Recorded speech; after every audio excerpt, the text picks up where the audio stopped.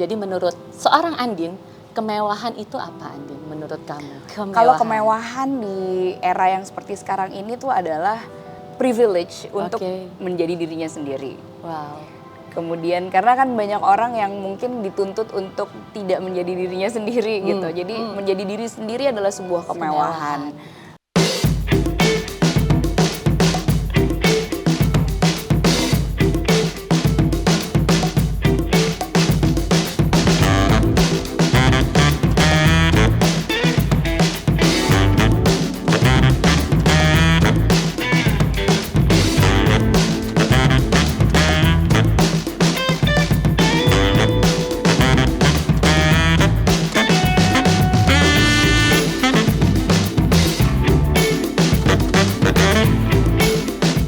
Hi Levis people, today di Levis Cast with Majid, hari ini kita kedatangan seorang penyanyi cantik, dia juga seorang model, aktris, dan penulis lagu.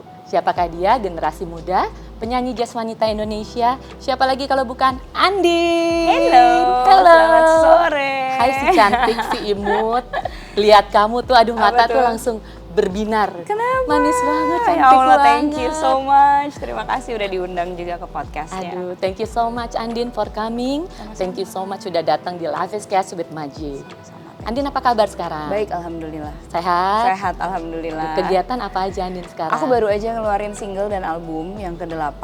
Oh iya. Dengan singlenya judulnya Dan Lalu. Jadi aku kayak dari kemarin tuh lagi promo, terus ngurusin marketing plan dan lain-lain.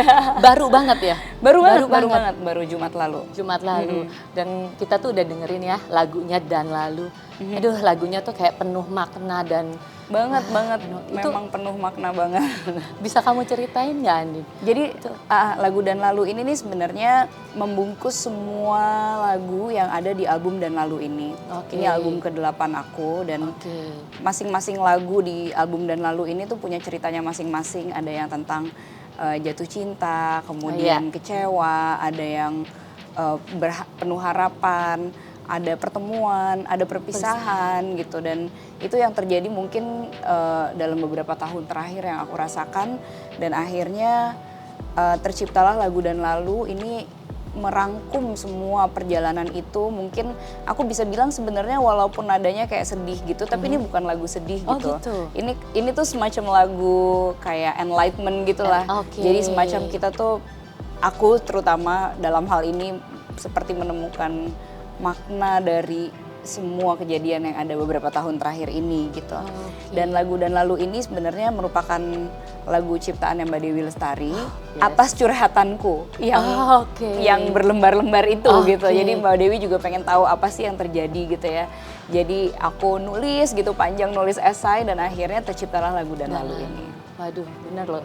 Levis people pas aku dengerin lagunya tuh ya kayaknya mau berurai air mata deh. Tapi ternyata itu maknanya enlightening, iya. Enlightening other people ya. Jadi sebenarnya lebih kayak apa ya? Kayak di situ kan ada kata-kata perlu 1000 luka untuk menghargai cinta kasih yang hadir bagiku hari ini gitu. Jadi kayak dia udah tahu bahwa oh ternyata semua yang kejadian zaman-zaman dulu itu memang perlu gue rasain gitu, itu prosesnya supaya ya. Gue bisa memaknai apa yang ada hari apa ini, yang ada gitu. sekarang ini. Waduh, sebenarnya cocok dan sama seperti moto kita, semangat kita, empower dan elevate. Jadi enlightening, empower dan elevate. Jadi orang mendengarkan lagu ini juga ternyata bisa memaknai proses yang terjadi di dalam kehidupan kamu sebelumnya sehingga tercipta album ini. Dan album ini juga ada tentang anak juga ya, aku lihat. Iya benar, jadi salah satu lagunya tuh judulnya adalah Anakku Sayang. Itu yang tadi aku bilang adalah pertemuan. Jadi sebenarnya album Dan Lalu ini bisa dibilang ini merangkum perjalanan dari 2019 sampai hari ini gitu. Dan salah satunya adalah di tahun 2020 tuh aku melahirkan. Jadi memang ada lagu si pertemuan itu, Anakku Sayang judulnya. Penasaran Levis people dengerin deh albumnya. Kita dari tadi udah dengerin nih di sini. Semoga sukses ya Andin ya. Kita flashback sedikit ya. Boleh. Andin kan memulai karir dari masa remaja. Lumayan. Jadi dari usia belasan, 20-an, dan sekarang 20-an lebih dikit. Asik, sekarang 30-an. Boleh nggak Andin ceritain gimana proses seorang Andin dari Andin usia belasan, 20-an dan 30-an? Iya. Jadi sebenarnya memang memulai karir tuh dari 23 tahun yang lalu tepatnya di tahun 2000. Tahun. Di tahun 2000. Jadi memang cukup muda ya karena waktu itu usia aku baru 14 mau 15 tahun. Aku inget banget itu kamu waktu itu keluar. Dan waktu itu aku masih SMP. Dan hari itu juga di hari-hari itu aku memang mungkin terjun ke dunia musik nggak berpikiran kayak oh ya nanti suatu hari bakalan jadi penyanyi profesional atau kayak jadi sumber penghasilanku di sini gitu. Jadi tidak terpikir hal-hal yang jauh ke depan. Jadi simply aku suka nyanyi, ya udah aku pengen jadi penyanyi gitu. Tapi pekerjaan utamaku tuh adalah ya pelajar waktu itu SMP, SMA, kemudian kuliah baru nge-shape lebih jelas lagi ketika kuliah dan akhirnya aku bener-bener oke, aku bakalan jadi penyanyi terus nih. Ternyata gitu. Ini jalur kamu. Ternyata ini adalah jalannya. Dan memang melalui hari-hari itu aku bisa dibilang bertemu dengan banyak sekali orang-orang yang berpengaruh gitu di dalam karirku.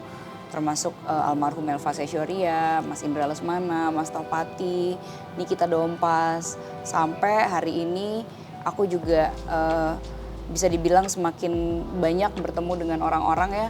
Jadi kalau dulu tuh aku bisa bilang yang namanya proses belajar itu tuh memang tiada akhir gitu ya. Kalau dulu-dulu mungkin aku bisa bilang kayak aku banyak belajar dari para senior gitu ya. Tapi semakin kesini aku justru kayak banyak belajar dari orang-orang yang kayak baru-baru gitu semuanya. Maksudnya yang lebih muda dalam usia karir gitu. Jadi aku bisa bilang kayak belajar tuh ternyata proses yang nggak pernah habis ya. Nggak pernah habis, nggak pernah berhenti ya? Dan bisa dari siapa aja. Kemudian kalau dikatakan sebenarnya dari album pertama sampai album ke-8 ini bisa dibilang kayak fase kehidupannya tuh beda-beda banget gitu. Jadi dari album pertama mungkin aku belum terlalu ngerti tentang songwriting, tentang lirik dan segala macam. Jadi memang almarhum Elva Sessioria yang waktu itu benar-benar kayak oh ya sepertinya kamu cocok nih sama lagu yang seperti ini gitu. Kemudian aku nyanyikan gitu ya. Tapi semakin kesini tuh semakin aku punya kontribusi yang besar gitu di dalam pembuatan lagunya, penulisan liriknya, penentuan tema besarnya seperti apa. Udah gitu. Semakin mengerti gitu. Sudah semakin mengerti dan semakin soulnya kamu iya, gimana? Soulnya tuh kayak iya nih kayaknya aku ingin bicara ini perlu statement yang seperti ini gitu. Tidak hanya untuk kayak oh ya ini supaya ngejual atau gimana, tapi justru aku semakin kesini semakin merasa bahwa yang namanya nyanyi dan musik itu terlepas dari ini profesiku, kemudian penonton dan pendengar mendengarkan gitu. Tapi lebih dari itu tuh adalah kayak ini kebutuhan jiwaku untuk bicara melalui musik dan kata-kata gitu. Benar-benar seniman. Wow, gila ya Andin. Jadi dari usia belasan tahun ya. Betul. Dan aku melihat seorang Andin tuh benar-benar humble-nya tuh sampai sekarang. Belasan tahun loh. Sampai sekarang dia kayaknya so humble, tenang, dan tetap konsisten berkarya. Itu kan hebat banget album ke-8 loh sekarang. Kayaknya buat album tuh nggak akan semudah itu dan Andin udah album ke-8. Memang nggak semudah itu ya gitu deh. Itu hebat banget loh. Orang buat single aja tuh susah, ini buat album dan dia udah album ke-8. Nah, aku tuh mau tanya sama Andin. Sekarang di era digital media sosial yang sangat sebegitu mudahnya, menurut Andin tantangan Andin gimana dengan tantangannya lebih mudah nggak menurut kamu? Tantangannya sebenarnya adalah untuk beradaptasi sih.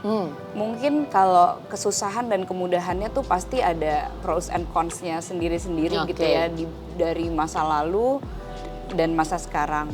Pastinya untuk banyak hal sekarang menjadi lebih mudah karena semuanya tuh kayak mungkin untuk nge-reach audience lebih bebas dan orang sudah teredukasi dengan kayak platform mana mereka harus mendengarkan di platform mana, nyari di platform mana gitu.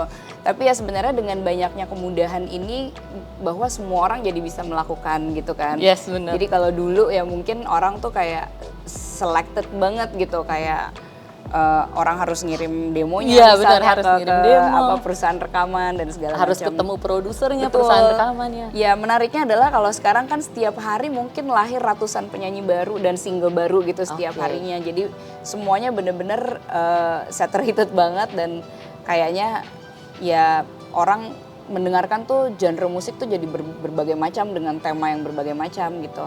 Tapi ya memang sebenarnya di situ menariknya ya kalau buat aku yang bisa dibilang penyanyi lama ini gitu ya, yang melalui fase dari kaset kemudian ke CD kemudian ke MP3 dan akhirnya semua kayak di digital streaming platform seperti sekarang.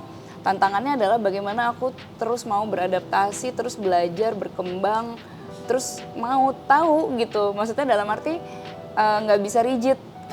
Kalau memang mau untuk dan serius untuk terjun ke industrinya, berarti aku harus mau belajar sama anak-anak Gen Z gitu misalnya.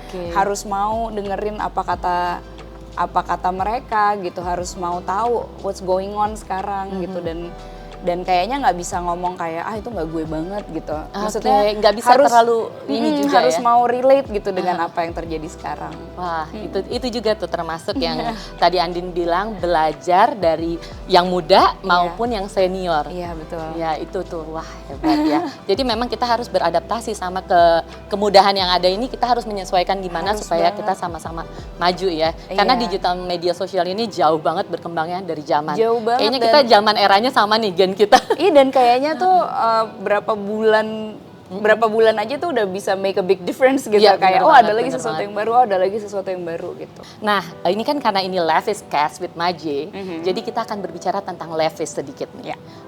Jadi menurut seorang Andin, kemewahan itu apa Andin menurut kamu? Wow, kalau kemewahan di era yang seperti sekarang ini tuh adalah privilege untuk menjadi dirinya sendiri. Wow. Kemudian karena kan banyak orang yang mungkin dituntut untuk tidak menjadi dirinya sendiri gitu. Jadi menjadi diri sendiri adalah sebuah kemewahan. Wow. Bisa me time adalah sebuah kemewahan. Apalagi untuk seorang ibu ataupun seorang pekerja yang ada di kota yang urban seperti ini gitu. Kemudian bisa hening sejenak itu adalah sebuah kemewahan juga. Karena aku juga ngerasa gitu ya, kayak kemewahan kalau buat aku tuh kadang-kadang momen pagi-pagi terus aku bisa kayak absorb the energy sebelum anak-anakku bangun dan sebelum aku harus ngurusin kerjaan. Terus buka kaca, terus ada burung gitu, itu kayak wah ini mewah sekali gitu. Sampai merinding dengan Andin. Jadi kadang-kadang tuh buat aku justru kemewahan bukan lagi ngomongin tentang barang fisik gitu ya. Jadi kadang-kadang tuh aku ada di laut, terus lihat garis cakrawala gitu, terus aku bisa bilang ke suamiku, gila ini tuh mewah banget gitu. Atau kita lagi bisa getaway ke sebuah tempat yang pulau terpencil gitu. Gila ini mewah banget, karena nggak semua orang bisa merasakan itu gitu. Away dari kesehariannya dan kehektikan. Ya. Wow. Tapi ya pastinya kemewahan buat semua orang pasti beda-beda ya. Cuman most of the times aku yakin kemewahan itu buat seseorang adalah sesuatu yang nggak biasa dia lakukan di daily life-nya dia gitu. Terus ya kalau untukku juga kemewahan yang paling utama adalah selain me time ya adalah waktu bareng keluarga. Waktu bareng keluarga ya. Udah level up nih kemewahannya. Bukan hanya barang, kemewahan itu bukan hanya barang, bukan produk atau brand yang kita pakai ya. Tapi kita sampai me time, buka jendela, dengerin burung pagi-pagi aja tuh aduh mewah itu banget ya. Itu mewah banget karena udah begitu ada kata-kata ibu. Nah, itu udah oke, here we go again. Here we go again. Me time untuk diri sendiri, menyayangi diri sendiri. Betul. Itu udah mewah banget. Betul. Nah, Andin, soal kemewahan itu bukan hanya dari brand, bukan hanya dari produk yang kita pakai aja. Terus aku juga dengar Andin mempunyai kontribusi di membuat sekolah untuk anak-anak pemulung. Iya, betul. Wow, bisa ceritain nggak, share nggak Andin sama kita? Jadi ada satu lagu di album ini, judulnya adalah Percaya. Percaya ini waktu itu aku tulis tuh justru di saat keadaanku tuh nggak lagi baik-baik aja gitu. Jadi aku merasa ketika aku waktu itu ya terutama lagi nggak baik-baik aja, kayaknya kalau misalnya dengerin sebuah lagu yang uplifting gitu bahwa don't worry, jangan nangis, pokoknya kita harus get up gitu di saat ini juga empower. Nggak relate gitu karena aku memang merasa nggak baik-baik aja.